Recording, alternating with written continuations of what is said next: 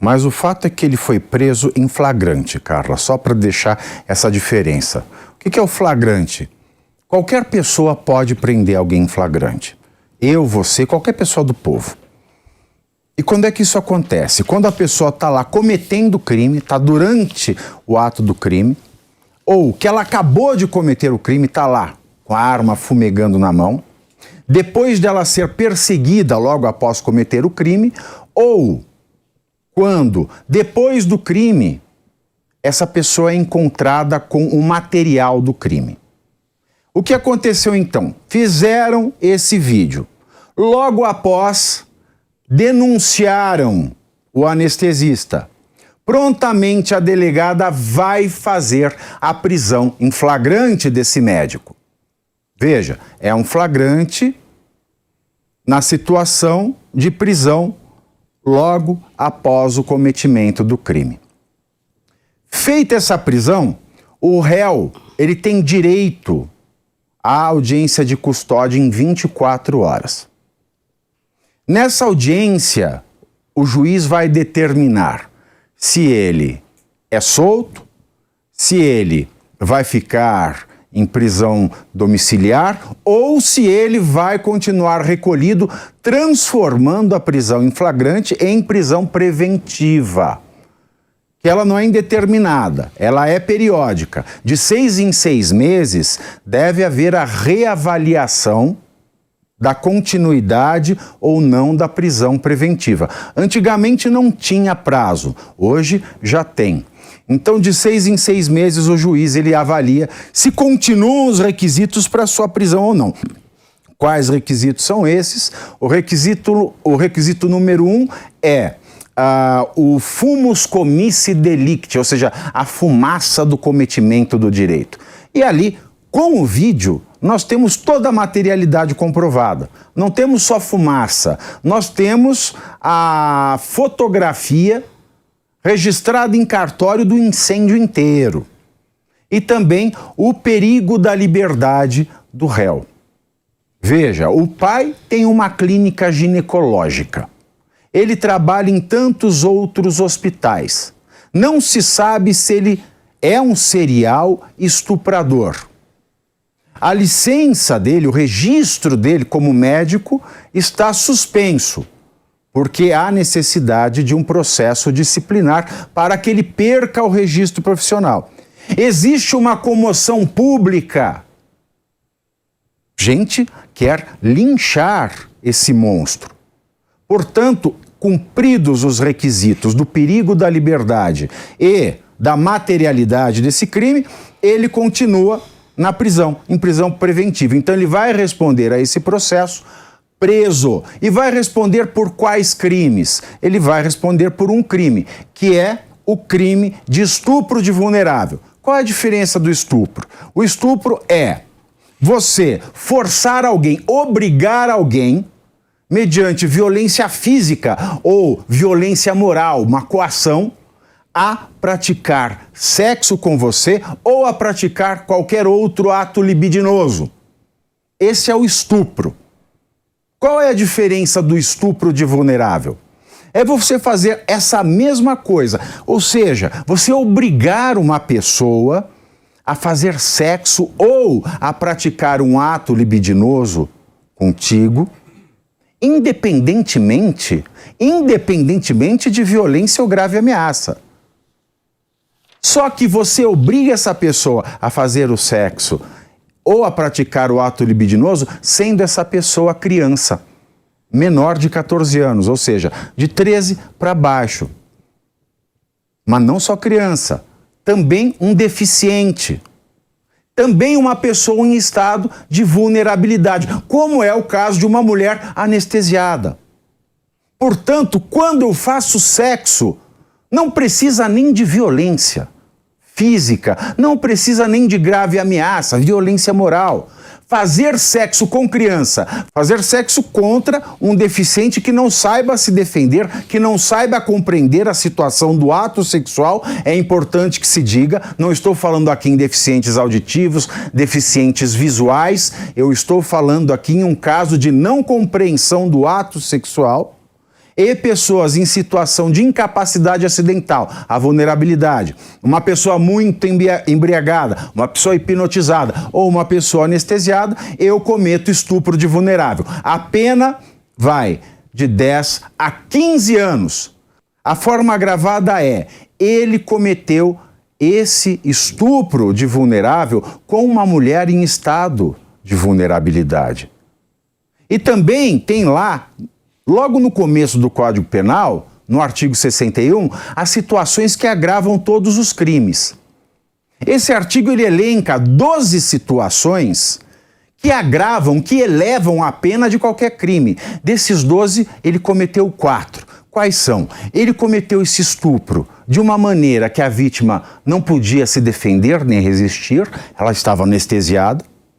Ele realizou esse estupro de maneira cruel, porque, embora anestesiada, ela podia notar o que está acontecendo. Imagina a tortura, o desespero de alguém se ver estuprado e não poder fazer nada. Terceiro, porque ele violou um dever de profissão. E quarto, porque é um crime contra a mulher grávida. Então ele tem 4 agravantes da parte geral do Código Penal, ele tem a agravante da parte desses crimes contra a integridade sexual e é um estupro de vulnerável cuja pena máxima é de 15 anos.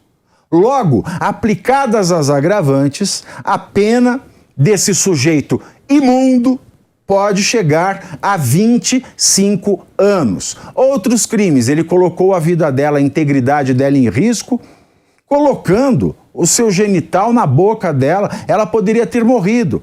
Ele colocou a vida dela em risco, dando uma anestesia numa dosagem muito maior.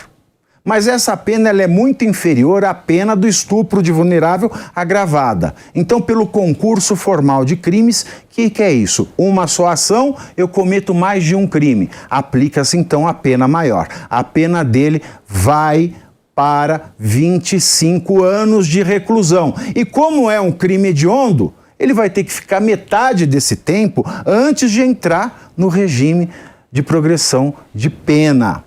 E isso a gente está falando só de uma vítima. Se for comprovado com as outras mulheres, isso aí é somado, né? Então ele pode chegar, a gente vai lembrar aqui do caso do Cada estupro é um crime. Exatamente, a gente vai lembrar aqui do caso do Roger Abdulmansi, que chegou a pegar quase 300 anos, porque eram várias vítimas, a polícia conseguiu comprovar o modus operandi daquele outro animal, né? Aquela besta selvagem.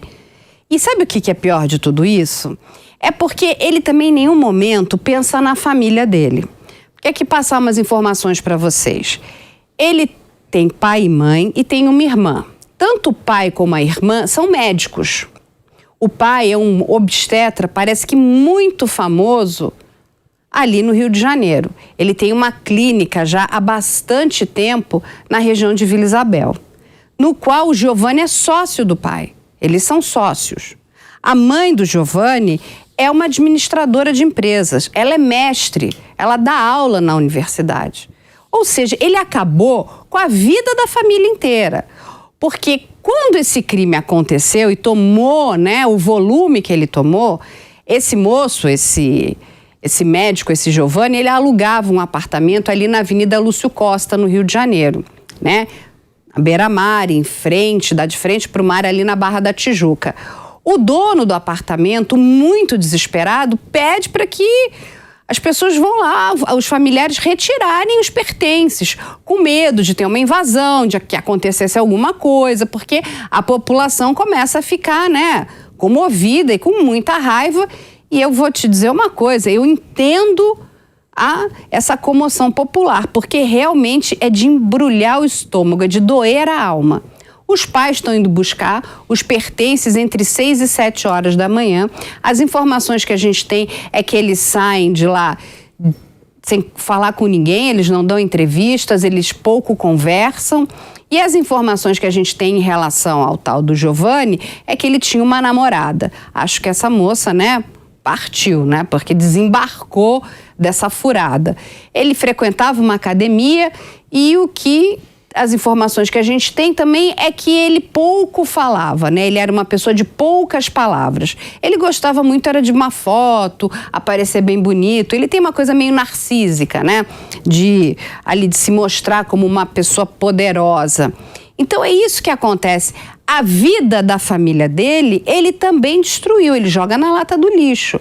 Porque, de novo, vamos lembrar o caso do Roger. Quando tudo aconteceu, os filhos do Roger foram execrados. Eles praticamente não conseguiam atuar nas suas profissões. E a gente tem que também deixar claro, separar aqui o joio do trigo, que não é porque o filho é um criminoso que a irmã ou o pai sejam. Como no caso do Roger, não é porque o pai era um grande criminoso que os filhos sejam. Então, assim, também a população dá uma misturada nessa coisa toda.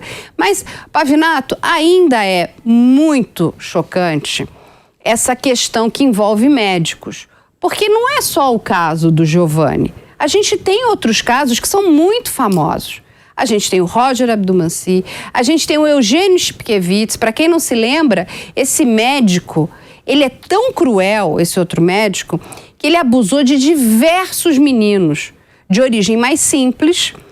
Esse já é um médico que atendia famílias de classe abastada, mas fazia todo um trabalho no HC aqui em São Paulo. E ele pegava esses meninos no HC, nos quais ele dizia que esses meninos tinham varicocele, mandava para o consultório deles e aí, com a maior perversidade do mundo, deixava os pais na antessala, porque dizia que precisava fazer o tratamento sozinho com os meninos. Ele dopava esses meninos com Dormonide. Para quem não sabe, essa é uma droga que ela te deixa meio anestesiado, mas você continua respondendo impulsos. Então, a pessoa dá uma ordem e o paciente obedece ao impulso. E fez verdadeiros absurdos com esses meninos. Filmou. Assim, as cenas são grotescas. Todos menores de idade. Esse médico está preso, mas está em vias de sair. Um monstro. Tem correção? Na penitenciária ele tá bonzinho, lá não tem criança, né? É que nem no caso do Giovanni, lá não tem mulher grávida. Lá não tem mulher onde ele está. Eu quero saber como é que vai ser o comportamento. Mas a gente tem mais um. A gente tem outro caso famoso, que é o Fará, Jorge Fará, né? Um médico que fazia cirurgia plástica, sem ter permissão para isso. Mas o que ele pegava? De novo, pessoas muito vulneráveis. Ele fazia cirurgia plástica em pessoas de baixa renda. Só que como ele não sabia fazer, ele deixava gás e restos dentro da barriga. Aí essas mulheres iam necrosando, até que teve uma determinada mulher desesperada que pedia: olha, eu tô morrendo de dor, a minha barriga está necrosando, coisas horríveis estão acontecendo comigo. O que ele faz? Ele mata essa mulher viva, gente. Ele só dá um anestésico. As cenas de luminol no consultório dele provam a quantidade de sangue espalhado pelo consultório inteiro, que ele limpa depois. E isso comprova que ela estava viva, que o coração estava batendo. Porque se ela estivesse morta, você não tinha aquele bombeamento de sangue. São médicos. São médicos. Eu não entendo. É um absurdo. A pessoa vai fazer lá o juramento de Hipócrates, que é um juramento de salvar vida. Todo médico faz isso. E ao invés de estar salvando vidas, eles estão fazendo o quê? Abusando de crianças, abusando de mulheres, brincando de Dr. Jekyll e Mr. Hyde, fazendo verdadeiras bizarrices, como era o caso do Fará Jorge Fará, que é praticamente quase que a ilha do Dr. Morro. Quem não assistiu esse filme, assista. Eram experimentos científicos. Assim, é um horror. Aonde nós chegamos? E sabe o que acontece? Nós vamos mostrar aqui para vocês uma imagem que é de 2017, que são todos estudantes de medicina da Universidade do Espírito Santo. Esses homens estão de calças arreadas, fazendo o símbolo da genitália. Gente, isso não é feminina. Isso não é engraçado. Isso é muito triste.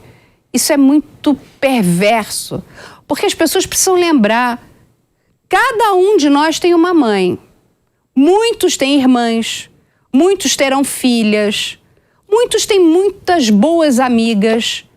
O que vocês estão fazendo? O que está acontecendo com a sociedade, Pavinato?